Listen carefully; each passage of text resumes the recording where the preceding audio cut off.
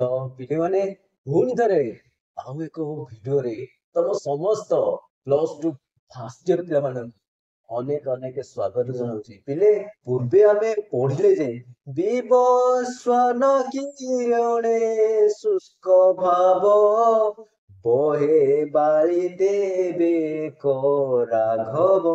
ଦେଖ ପିଲେ ତମ ମାନଙ୍କର 136 ପେଜ।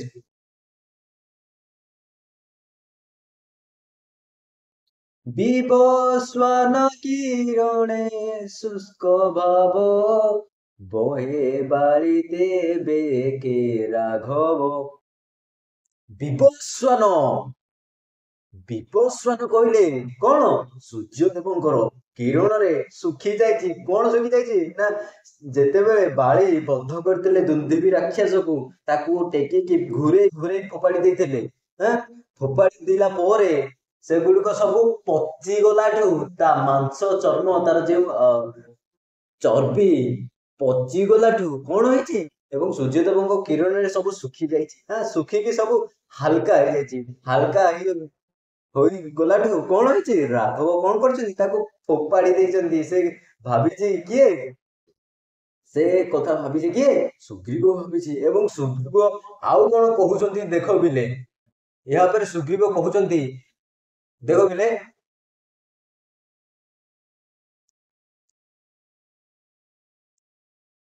ବୋଲେ କଥାଏ ଅଛି ଆହୁରି ବଜ୍ରୁ ଆଣ୍ଟ ସପ୍ତଶାଳା ମାଧୁରୀ।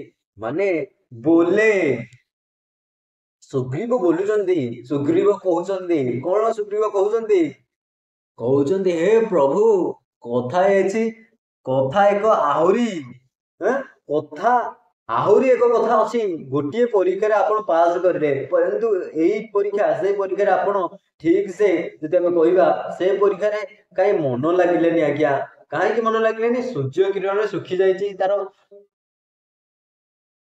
ହାଡ ଗୁଡା। ଆପଣ ତାକୁ ଆଙ୍ଗୁଳି ଲଗେଇ ଉଡେଇ ଦେଲେ। ପରନ୍ତୁ ଆହୁରି ଏକ କଥା ଅଛି। କଣ ଅଛି ନା ବଜ୍ର ଆଣ୍ଟ ସପ୍ତଶାଳ ମାଧୁରୀ। ମାନେ ଯଦି ଆମେ କହିବା କଣ, ବଜ୍ର ଆଣ୍ଟ ସପ୍ତଶାଳା ମାଧୁରୀ। ବଜ୍ର କହିଲେ ମାନେ ବଜ୍ର ଠାରୁ ଆଣ୍ଟ କହିଲେ କଣ, କଠିନ। ମାନେ ବ୍ରଜ ଠାରୁ କଠିନ,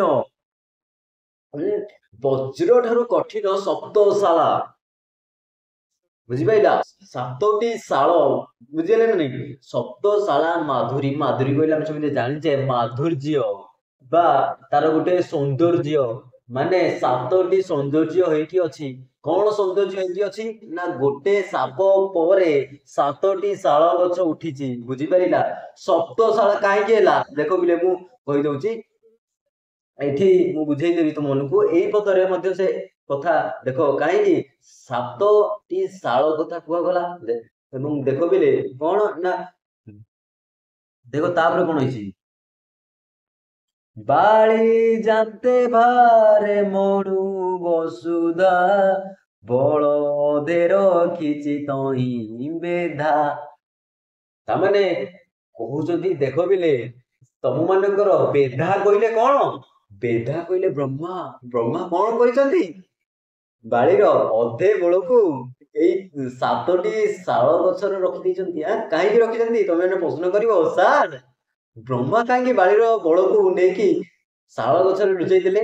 ଦେଖ ବିଲେ, ବାଳି ଏତେ ଶକ୍ତିଶାଳୀ ଥିଲେ, ଯେତେବେଳେ ସେ ପୃଥିବୀରେ ଯାଆନ୍ତେ, ସେତେବେଳେ ସେ ପୃଥିବୀର ଯାଆନ୍ତି ନା, ଚାଲନ୍ତି ନା, ଭାରାକ୍ରାନ୍ତ ହୋଇଯାଏ। କିଏ? ବସୁଧା। ବାଳି ଯାଆନ୍ତେ ଭାରା ମଣୁ ବସୁଧା। ବସୁଧା ଭାରାକ୍ରାନ୍ତ ମଣି। ଯେତେବେଳେ ବାଳି ପୃଥିବୀ ଉପରେ ଚାଲୁଥାଏ, ତେଣୁ ସେତେବେଳେ ପୃଥିବୀ ମାତା କଣ କଲେ, ବ୍ରହ୍ମାଙ୍କ ନିକଟରେ ପ୍ରାର୍ଥନା କଲେ, ହେ ପ୍ରଭୁ, ବାଳି ଚାଲୁଛି ପରନ୍ତୁ ମୁଁ ଏଠି ଥର ଥର ହେଉଛି। ବାଳି ଚାଲୁଛି, ମୁଁ ଏଠି ହଲଚଗର ହେଇଯାଉଛି। ମୁଁ ତାର ଭାରା, ତାର ବଳକୁ ସମ୍ଭାଳି ପାରୁନି ଆଜ୍ଞା। ମୁଁ ଭାରାକ୍ରାନ୍ତ ହେଇଛି। ବୁଝିପାରିଲା? କେତେ କଣ ଜିନିଷ ମୋ ଉପରେ ଲଦି ଦେଉଛନ୍ତି, ମୁଁ ସବୁ କିଛି ସମ୍ଭାଳୁଛି, କିନ୍ତୁ ଆଜି ଏଇ ଯୋଉ ବାଳି ଚାଲିଲା ନା ମୋ ଉପରେ, ମୁଁ ତାର ଭାରକୁ ସମ୍ଭାଳି ପାରୁନି ବ୍ରହ୍ମା। ସେତେବେଳେ ବ୍ରହ୍ମା କଣ କଲେ, ବାଳିର ଏଇ ବଳକୁ ଅଧା ବଳକୁ କଣ କଲେ, 7ଟି ଶାଳ ଗଛ ମଧ୍ୟରେ ନେଇକି ରଖିଦେଲେ ଏବଂ ଯେଉଁ ଶାଳ ଗଛ ପୁରା ବଜ୍ର ଆଣ୍ଟ, ବୁଝିପାରିଲା, ମାନେ ବ୍ରଜଠାରୁ ଆହୁରି ତାକତୱର, ମାନେ ବଜ୍ରଠାରୁ ଆହୁରି କଠିନ, ସେଇଭଳି ଶାଳ ଗଛରେ ନେଇକି ବାଳିର ବଳକୁ ବ୍ରହ୍ମା ରଖିଛନ୍ତି। ଏବଂ ବ୍ରହ୍ମା ଯେତେବେଳେ ରଖିଦେଇଛନ୍ତି, ବାଳି ମଧ୍ୟ ସେ ସମୟରେ କହିଛି, ହେ ପ୍ରଭୁ, ମୋର ଅଧା ବଳ ନେଇଗଲେ ନା, ମୁଁ କେମିତି ନିର୍ବଳ ବା ଦୁର୍ବଳ ହେଇ ଶକ୍ତିହୀନ ହୋଇ କଣ ଏ ପୃଥିବୀରେ ରହିବେ? ବ୍ରହ୍ମା ସେଇ ସମୟରେ ତାକୁ ବର ଦେଇଦେଲେ ଯେ ଆପଣ ଯାହା ସାଙ୍ଗରେ ଯୁଦ୍ଧ କରିବେ, ହେ ବାଳି, ତାର ଅଧା ବଳକୁ ନେଇ ଆସିବେ। ସେ ଦୁର୍ବଳ ହେଇକି ଖସି ପଡିବ, ବସି ପଡିବ, ଖସି ପଡିବ ଭଳେ ତଳେ, ଏବଂ ଆପଣ ବିଜୟ ହେଇଯିବେ। ବାଳି ସେଇ କଥା, ବାଳି ଯାହା ସାଙ୍ଗରେ ଯୁଦ୍ଧ କଲେ ନା, ତାର ଅଧା ବଳ ଆଣେ ଭାରି, ବୁଝିପାରିଲା। ସେଇଥିପାଇଁ ବାଳି ଯାହା ସାଙ୍ଗରେ ଯୁଦ୍ଧ କରେ ନା, ତାର ଅଧା ବଳ ଆଣେ ଭାରି, ବୁଝିପାରିଲା।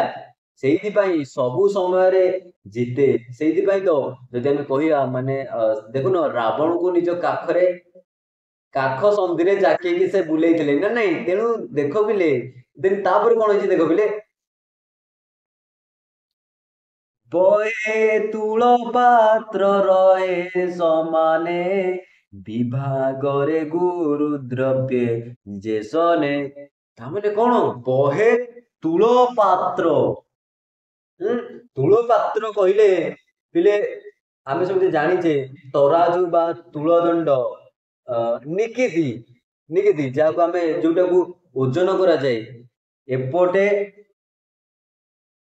ସେପଟେ ଥିବ, ଏଇପରିକା, ଯାହାକୁ ତମେ ମାନେ ଦେଖିଥବ କୋର୍ଟ ମାନଙ୍କରେ ଥାଏ, ଏଇଭଳି ତମ ମାନଙ୍କର ମଧ୍ୟ ଜାଣିଥବ ନିକିତି, ଓଜନ କରାଯାଏ। ତେଣୁ ତୁଳା ପାତ୍ର ରହେ ଯେମିତି ସମାନ, ତାମାନେ ବାଳିର ଅଧେ ବେଳକୁ ନେଇକି ବ୍ରହ୍ମା ରଖିଦେଲେ କେଉଁଠି? ସପ୍ତଶାଳା ମଧ୍ୟରେ ରଖିଦେବାରୁ ବର୍ତ୍ତମାନ ତୁଳପାତ୍ର ବା ଏଇ ଯୋଉ ତରାଜୁ ସମାନ ବଳେ ସେ ବଳ ବର୍ତ୍ତମାନ ସମତା ରକ୍ଷା କରିଛି, ବା ବଳ ସମାନ ହୋଇକି ରହିଛି। ତେଣୁ ବିଭାଗରେ କହିଲେ ପିଲେ କଣ? ଅଂଶରେ ଗୁରୁ ଦ୍ରବ୍ୟ ଜେସନେ, ବୁଝିପାରିଲା। ଅଂଶରେ ଓଜନିଆ ଜିନିଷ, ମାନେ ତୁଳ ପାତ୍ରର ବିଭାଗରେ, ଇରା ବିଭାଗ ତୁଳ ପାତ୍ରର, ଇଏ ତୁଳ ପାତ୍ର ବିଭାଗରେ ଯେମିତି ଗୁରୁ ଦ୍ରବ୍ୟ, ବୁଝିପାରିଲା, ଓଜନିଆ ଜିନିଷ ଯେମିତି ସମାନ ହେଇକି ରହେ, ସେଇଭଳି ବେଧା, ମାନେ ବ୍ରହ୍ମା ବାଳିର ବଳକୁ ନେଇ ସପ୍ତଶାଳା ମଧ୍ୟରେ ରଖିଦେଇଛନ୍ତି ଏବଂ ବଳ କଷିକୁ ସମାନ କରିଛନ୍ତି। ପୃଥିବୀ ଯେଉଁ ଭାରାକ୍ରାନ୍ତ ହୋଇଥିଲା, ପୃଥିବୀକୁ ମଧ୍ୟ ଟିକେ ଶାନ୍ତି ମିଳିଛି। ଦେନ୍ ତାପରେ କଣ ହେଇଛି ଦେଖ ପିଲେ, ବିନ୍ଧି ଛେଦି ନ ପାରନ୍ତି ଇନ୍ଦ୍ରାଦି, ବାଣ କରେ ପାରିବି ଯେବେ ଛେଦି। ଦେଖ ପିଲେ, ଏଠି ସୁଗ୍ରୀବ କହୁଛନ୍ତି, ପ୍ରଭୁ ବର୍ତ୍ତମାନ ସଠିକ ପରୀକ୍ଷା ଆସିଲା, ବର୍ତ୍ତମାନ ଖୁବ କଠିନ ପରୀକ୍ଷା ଆସିଲା ଆପଣଙ୍କ ପାଇଁ।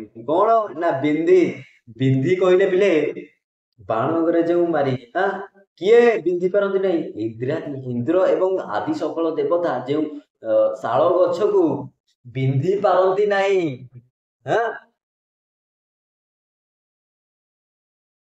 ବାଣ କରେ ପାରିବ ଯେବେ ଛେଦି, ବୁଝିପାରିଲା। ବାଣ କରେ ପାରିବ ଯେବେ ଛେଦି, ଯଦି ଆପଣ ନା ବାଣରେ ଗୋଟିଏ ବାଣରେ ଛେଦି ଦେବେ, ମୋର ବିଶ୍ୱାସ ଆସିଯିବ ଆପଣ ନିହାତି ବାଳିକୁ ବଧ କରିପାରିବେ। ସୁଗ୍ରୀବ କହୁଛନ୍ତି, ବୁଝିପାରିଲା ନା ନାଇଁ? ସୁଗ୍ରୀବ କଣ କହୁଛନ୍ତି? ସୁଗ୍ରୀବ କହିଲେ ଯେ ବିନ୍ଧି ଛେଦି ନ ପାରନ୍ତି ଇନ୍ଦ୍ର ଆଦି ସକଳ ଦେବତା ଯେଉଁ କଥାକୁ, ଯେଉଁ ଶାଳ ଗଛକୁ ବେଦି ପାରନ୍ତି ନାହିଁ, ତମେ ମାନେ କହିବ କେମିତି ବେଦି ପାରନ୍ତି ନାହିଁ? ଶାଳ ଗଛକୁ ମାରିଦେଲେ ତୀର ସିଙ୍କିନି ପଶିଯିବ, ଆର ପଟେ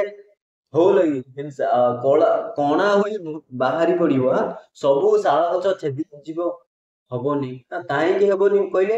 କାରଣ ଏଇ ଯୋଉ ଶାଳ ଗଛ ଗୁଡିକ ନା ଅଙ୍କେଇ ବଙ୍କେଇ, ଦେଖ ବିଲେ, ଅଙ୍କେଇ ବଙ୍କେଇ, ଅଙ୍କେଇ ବଙ୍କେଇ ଶୋଇଥିବା ନାଗ ସର୍ପ ଉପରେ ଉଠିଛି, ବୁଝିପାରିଲେ ନା। ତେଣୁ ଏଠି ଗୋଟେ ଅଛି ଶାଳ ଗଛ, ଏଠି ଗୋଟେ ଅଛି, ଦେଖ ବିଲେ, ଏଠି ଗୋଟେ ଅଛି, ଏଠି ଗୋଟେ ଅଛି, ଏଠି ଗୋଟେ ଅଛି, ଏଠି ଗୋଟେ ଅଛି, ଏମିତି 7ଟି ଶାଳ ଗଛ ଅଛି। ଯେତେବେଳେ 7ଟି ଶାଳ ଗଛ ଅଛି, ଅଙ୍କେଇ ବଙ୍କେଇ ଅଛି, ନାଗ ସାପ ଉପରେ ଅଛି। ତେଣୁ ଯଦି ଆପଣ ଗୋଟେ ସର ମାରିବେ, ଗୋଟେ ଶାଳ ଗଛ ଯିବ, ସବୁ ଗୁଡାକ କଣ ଯିବ କି? ତେଣୁ ଏଇଠି ସୁଗ୍ରୀବ ଅତି ଚାଲାକରେ ବା ସୁଗ୍ରୀବ ପରୀକ୍ଷା କରିବା ପାଇଁ ରାମଚନ୍ଦ୍ରକୁ କହୁଛନ୍ତି ଯେ ଇନ୍ଦ୍ରାଦି ସକଳ ଦେବତା ଏଇ ପରି ମଧ୍ୟ କରିପାରନ୍ତି ନାହିଁ ବାଣ କରି। ଆପଣ ଯଦି ଗୋଟିଏ ବାଣକରେ ଛେଦି ଦେବେ ନା, ତାହେଲେ ବାଳିକୁ ଆପଣ ନିହାତି ବଦ୍ଧ କରିପାରିବେ। ମାନେ ଏଇ କଥା ଥିଲା ନା, ଯେତେବେଳେ ବର ଦେଇଦେଲେ ବ୍ରହ୍ମା, ସେଇ କଥାକୁ ମଧ୍ୟ କହିଥିଲେ। ତେଣୁ ମାନେ ଯଦି ଆମେ କହିବା ବେଲେ ବସୁଧାର ଅନୁରୋଧେ, ବସୁଧାର ଅନୁରୋଧ ମାନେ ପୃଥିବୀର ଅନୁରୋଧରେ କଣ କଲେ ନା, ବ୍ରହ୍ମା ବାଳିର ଅଧା ବଳୁ ନେଇକି ଶାଳ ଗଛରେ ରଖିଦେଇଥିଲେ ଏବଂ ସେଇ 7ଟି ଶାଳ ଗଛ ତାଙ୍କ ବାଙ୍କେଇ ହୋଇଥିଲା। କାହିଁକି ବାଙ୍କେଇ ହେଇଥିଲା ନା, 7ଟି ମାନେ ଯଦି କହିବା ଗୋଟିଏ ସାପ, ନାଗ ସାପ, ସାପ 7 ବାଙ୍କ ହେଇକି ରହିଥିଲା, ଶୋଇଥିଲା। ଏବଂ ଏବଂ ତା ବାଙ୍କ ଉପରେ 7ଟି ଶାଳ ଗଛ ଉଠିଛି, ଯେଉଁଠିକି 7ଟି ଶାଳ ଗଛକୁ ଏକା ସମୟରେ ମାନେ ଯଦି କହିବା ଛେଦି କଷ୍ଟକର ଥିଲା। ପରନ୍ତୁ ରାମଚନ୍ଦ୍ର କଣ କଲେ ଜାଣିଛ ନା, ପାଦ ରଖିଦେଲେ ସାପ ଲାଙ୍ଗୁଳ ଉପରେ। ସାପ ସଜେଇକି ସିଧା ସଳଖ ହୋଇ ପଡିଲା। ସାପ ସଳଖିକି ସିଧା ହେଇ ପଡିଲା। ଶାଳ ଗଛ ଗୁଡାକ ସିଧା ହେଇଗଲା। ରାମଚନ୍ଦ୍ର ମାରିଲେ ବାଣ, ପୁରା ସବୁ ଶାଳ ଗଛ କାଟି ହେଇଗଲା ବା ଛେଦି ପକାଇଲେ ବା ବିନ୍ଧି ପକାଇଲେ ସବୁ। ତାପରେ କଣ କଣ ନା, ବିରାଧାରୀ ବୋଇଲେ କାହୁଁ କାହୁଁ, ବଳି ମୁଖ ଶ୍ରେଷ୍ଠ ନେଇ ଅନାଇ। ତାମାନେ ବିରାଧାରୀ ଯେତେବେଳେ ଏକଥା କହିଛନ୍ତି ସୁଗ୍ରୀବ ମହାରାଜ, ପ୍ରଭୁ ଶ୍ରୀ ରାମଚନ୍ଦ୍ର, ପ୍ରଭୁ ଶ୍ରୀ ମର୍ୟାଦା ପୁରୁଷୋତ୍ତମ ରାମଚନ୍ଦ୍ରକୁ କହିଛନ୍ତି, ହେ ପ୍ରଭୁ, ଯେ ଏଇଭଳି ଭାବରେ ଇନ୍ଦ୍ରାଦି ସକଳ ଦେବତା ଯାହାକୁ ବିନ୍ଧି ପାରନ୍ତିନି, ଯଦି ଆପଣ ଟିକେ ବାଣକରେ ଛେଦି ପାରିଲେ ନା, ତାହେଲେ ମୁଁ ଜାଣିବି ଯେ ଆପଣ ବାଳିକୁ ବଧ କରିପାରିବେ, ମୋର ବିଶ୍ୱାସ ଆସିଯିବ। ତେଣୁ ସେ ସମୟରେ ବିରାଧାରୀ ଯେତେବେଳେ ଏକଥା ଶ୍ରବଣ କରିଛନ୍ତି, ବିରାଧାରୀ କହିଲେ କିଏ? ବିରାଟ ରାକ୍ଷସର ଶତ୍ରୁ ଯିଏ, କିଏ? ବିରାଟ ରାକ୍ଷସ ଶତ୍ରୁ ରାମଚନ୍ଦ୍ର। ବୁଝିପାରିଲା? ତେଣୁ ସେ ହଉଛନ୍ତି ବିରାଧାରୀ। ରାମଚନ୍ଦ୍ର ବୋଇଲେ, ରାମଚନ୍ଦ୍ର କହୁଛନ୍ତି, ଆଚ୍ଛା ଏଇ କଥା, କାହିଁ କାହିଁକି ଦେଖିଆ ସେ 7ଟି ଶାଳ ଗଛ କେଉଁଠି, ଦେଖିଆ ମୁଁ ତାକୁ ପାରୁଛି ନା ନାଇଁ। ବଳି ମୁଖ ଶ୍ରେଷ୍ଠ ନେଇ ଦେଖାଇ। ବଳି ମୁଖ ଶ୍ରେଷ୍ଠ କହିଲେ କିଏ? ମର୍କଟ ଶ୍ରେଷ୍ଠ ସୁଗ୍ରୀବ। ବଳି ମୁଖ ଶ୍ରେଷ୍ଠ ସୁଗ୍ରୀବ ନେଇ ଦେଖାଇ, ସୁଗ୍ରୀବ ନେଇକି ତାଙ୍କୁ ଦେଖାଇଛନ୍ତି ସେଇ ସାପ ଉପରେ ଥିବା, ସାପ ବାଙ୍କେଇ ଶୋଇଥିବା ସେଇ ସାପ ଉପରେ 7ଟି ଶାଳ ଗଛ ସୁଗ୍ରୀବ ଦେଖାଇଛନ୍ତି।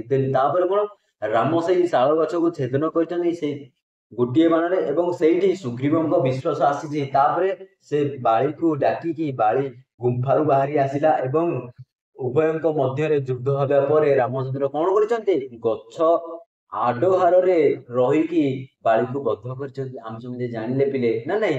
ତାହେଲେ ଏଇଭଳି କଥା ଥିଲା। ଏବଂ ମିତ୍ର ପାଇଁ ଗୋଟିଏ ମିତ୍ରର କର୍ତ୍ତବ୍ୟ କଣ, ଜଣେ ଅନ୍ୟ ଜଣ ପାଇଁ କଣ କରିପାରିବ ଆମେ ଦେଖିଲେ ନା ନାଇଁ?